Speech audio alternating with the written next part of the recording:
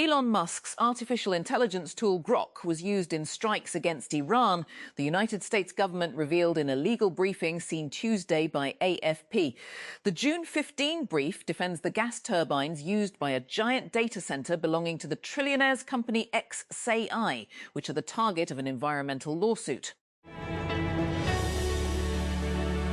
Far from the gilded halls of Westminster, an unassuming community centre, squat, utilitarian, and with a parking lot whose potholes overflow with water whenever it rains, has become the centre of power in British politics.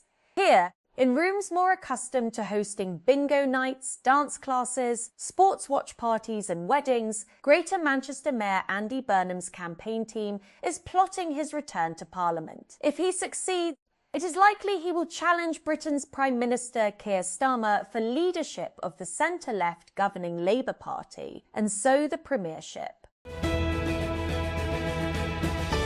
Lionel Messi marked his record 6th World Cup appearance with his first hat-trick at a FIFA tournament, also becoming the joint highest scorer at a World Cup, as Argentina beat Algeria 3 to open the defence of their global crown. The former 38-year-old forward thought he had opened the scoring in the 8th minute Kansas City's on Tuesday. He slotted home from close range, but the offside flag was raised. The United States government has intervened on the side of Elon Musk's xAI in a legal dispute over a $20 BN data center, claiming that efforts to block a related power project threaten national security. In a court motion filed this week, the Department of Justice requested the dismissal of a lawsuit accusing xAI of illegally operating dozens of natural gas turbines erected to power the Colossus II data center in Memphis, Tennessee. Lahore. The Punjab government on Tuesday proposed increasing Abhiana, water charges, token tax and agriculture to in-20 tax under the Punjab Finance Bill 2026 in order to widen the provincial tax base. The government plans to collect Rs 748.70 billion in taxes, which is 42.69% more than last year's target of 524.70 BN. Lahore. The Punjab government on Tuesday allocated $750 billion for the education sector 26-27 annual budget, including funds for schools, colleges and universities. The government claimed that the allocation, constituting around 15% of the provincial budget, was aimed at improving quality education and supporting students' infrastructure, supporting across the province, enhancing access to students' province. Province surrenders 749 to National Exchequer. Social sector gets largest share at 333.666. Infrastructure allocating 17.24. Production sector gets 103s. 25 BN. Transport gets bulk of services funds at 78.54. The Punjab government on Tuesday unveiled a scaled-down R752 billion annual development programme, ADP, for the next fiscal year, down about 40% from last year's 1,240 BN, after surrendering 749 BN to the National Exchequer, with social sectors receiving the largest share of development spending, followed by infrastructure and production-related sectors. Erling Haaland scored twice in his World Cup debut as Norway powered past Iraq to win 4-1 in their Group I opener in Boston. The Manchester City striker scored his first goals at a major international tournament on Tuesday as Norway returned to the World Cup for the first time in 28 years. New York. Oil prices fell about 5% to a 3-month low on Tuesday, as traders hoped the US and Iran would agree to end the war and allow oil to flow through the Strait of Hormuz. Prices, which were already down about 4 PC Tuesday morning, extended those losses following a Wall Street Journal report that the US would allow Iran to immediately begin selling oil and fuel under the Memorandum of Understanding. East Rutherford. Kylian Mbappe scored twice as France shook themselves awake after a sleepy first half on Tuesday to beat Senegal 3-1 in New Jersey Stadium for a perfect start to their World Cup campaign. While the Africans had looked the stronger team in the first half of the Group I match, the second period was a different matter, as French class ultimately proved the difference. In a dramatic turn of events, the US and Iran have agreed on a framework for peace talks. While the details of the deal, reached after months of intense back-channel negotiations mediated by Pakistan and supported by other regional countries, have yet to be made public, this development has raised hopes of ending an irrational war that the US has lost. The tentative pact provides a space of 60 days to conclude a comprehensive peace agreement that remains a significant challenge. There's still a long way to go before such an agreement is reached. There has been a noticeable shift in President Donald Trump's previously aggressive tone. However, several complex issues need to be addressed during this period. These include deferred nuclear talks, the future governance of the Strait of Hormuz, the release of frozen Iranian assets, and the lifting of the sanctions on Iran. Meanwhile, Israel's refusal to participate in the process and its ongoing invasion of Lebanon could undermine peace negotiations. Nairobi, Kenya. The death of a 17-year-old schoolboy during protests against a planned US Ebola quarantine facility has transformed a public health project into one of Kenya's most contentious political controversies this year. 3 people have now been killed, a court challenge has halted construction, and the proposed 50-bed centre at Laikipia Air Base in Nanyuki has triggered fierce debate over public participation, sovereignty, and foreign influence.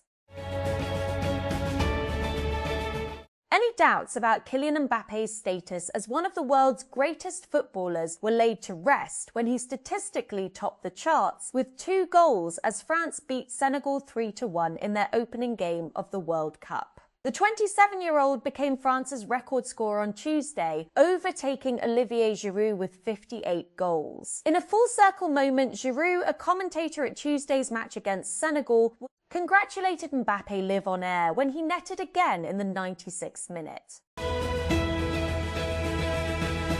The minority leader of the United States House of Representatives has urged Secretary of State Marco Rubio to allow the mother of Cape Verde goalkeeper Vozinha to enter the country and watch her son play at the World Cup.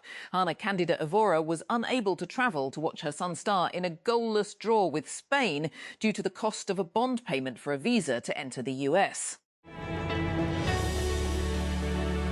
United States officials have confirmed that Iran's team will have to leave the country within hours of the full-time whistle at their World Cup group games in Los Angeles and Seattle. The response from the World Cup 2026 co-host nation came on Tuesday following criticism of its handling of the Iranian team's visa and stay in the US after their first game. Panel on the Brazilian Supreme Court has voted to convict Eduardo Bolsonaro of lobbying the United States to interfere in the trial of his father, former right-wing President Jair Bolsonaro. On Tuesday, 3 of the 4 justices on the panel voted in favor of conviction, with 1 remaining justice yet to vote. Anthropic is having a month. The AI lab finished May by surpassing OpenAI in market share of business spending for the first time. Ramp just revealed. It raised $65 billion at a $965 billion valuation, also besting OpenAI at the end of May, then waltzed into June by filing confidential paperwork for an IPO, reportedly on the strength of its first ever profitable quarter. Kylian Mbappe scored twice as France launched their bid for a 3rd World Cup crown with a 3-1 victory over Senegal in Group A. Real Madrid star Mbappe took his career World Cup goals tally to 14, just 2 behind all-time leader Miroslav Klose, and Bradley Barcola was also on target as Les Bleus secured all 3 points for Didier Deschamps' side on Tuesday. A Canadian court has dismissed an appeal by Ghana midfielder Thomas Partey after he was denied entry into the country for his team's game against Panama at the World Cup. The Canadian government last week refused a visa for Partey, 33, after which his lawyers launched a last-minute appeal to the federal court in Ottawa, but the appeal was lost on Tuesday. Apple's plan to change a privacy feature that lets paying customers hide their real email addresses when creating online accounts could make it easier for apps and websites to block anonymous sign-ups. Apple's Hide My Email is an iCloud Plus feature that generates anonymous email addresses under the @icloud.com domain, which then forward messages to a person's real email address. The reason these privately generated email addresses work is because they cannot be distinguished from regular Apple users, whose email addresses also use the @icloud.com domain. The US Iran deal and Russia's war on Ukraine has taken centre stage at the G7 summit in France. Here's what came out of today's talks. The administration of United States President Donald Trump has announced criminal charges against 15 Minnesota activists described as members of Antifa, the loose-knit anti-fascist organization. At a news conference on Tuesday, U.S. Attorney Daniel Rosen tied the charges to Trump's directive last year to counter domestic terrorism and organized political violence. SpaceX briefly passed Amazon to become the fifth most valuable company in the world and nearly eclipsed Microsoft before the company's shares pared back those gains before the market closed Tuesday. The newly public company's stock had already climbed 20% on Monday, its first full day of trading. Tuesday's news that SpaceX was acquiring AI coding company Cursor, along with the start of options trading on SpaceX's shares, sent the share price even higher, spiking its valuation to $2.9 trillion before it ultimately settled back down. A Russian warship in the English Channel fired warning shots several hundred yards in front of UK-flagged yacht that appeared to be sailing on a collision course with it on Tuesday, according to Russia's defence ministry. The yacht did not report any injuries or damage and is continuing its journey. An agreement between the US and Iran has all but ended the war, with both sides claiming victory despite the huge cost. Iran's relationship with its Gulf neighbours, which it attacked during the war, has been damaged. A United States federal judge has upheld the conviction of Hannah Dugan, a former Wisconsin judge who was convicted of helping a man evade federal immigration agents who came to her courtroom. U.S. District Judge Lynn Adelman had previously postponed Dugan's sentencing to consider efforts to overturn her conviction, but declined to do so in a decision on Tuesday. The current Ebola outbreak in the Democratic Republic of Congo, DRC, could become deadlier than the worst outbreak on record, which killed more than 11,000 people, says the head of Africa's Centers for Disease Control and Prevention, Africa CDC. The number of confirmed cases in the country, including increased to 896 deaths. Government data showed on 6 deaths, data showed on Tuesday. More than 400 cats destined for slaughter have been rescued in Vietnam after authorities dismantled an alleged feline theft ring. An animal welfare group has said 9 people have been arrested in connection with what police described as a criminal group specialising in stealing and collecting cats, according to the official newspaper of Ho Chi Minh City Police. Republican Governor of Ohio Mike DeWine has announced that he now opposes the death penalty, calling for an end to the punishment he once helped revive in his state. During a news conference on Tuesday, DeWine explained that, as a young prosecutor and elected official, he once believed that capital punishment could serve as a deterrent to crime. But that argument, he said, no longer stands up to scrutiny. A security researcher said she was able to access several internal FIFA platforms due to a simple security flaw, which allowed her to watch and have full control of the TV stream of every World Cup game. The researcher, who goes by Bob the Hacker, said she simply registered as a player agent on FIFA's official agent registration platform. Then, thanks to having that account and a flaw in FIFA's back-end API, which didn't check if a user actually had the proper authorization, she was able to access several internal FIFA platforms.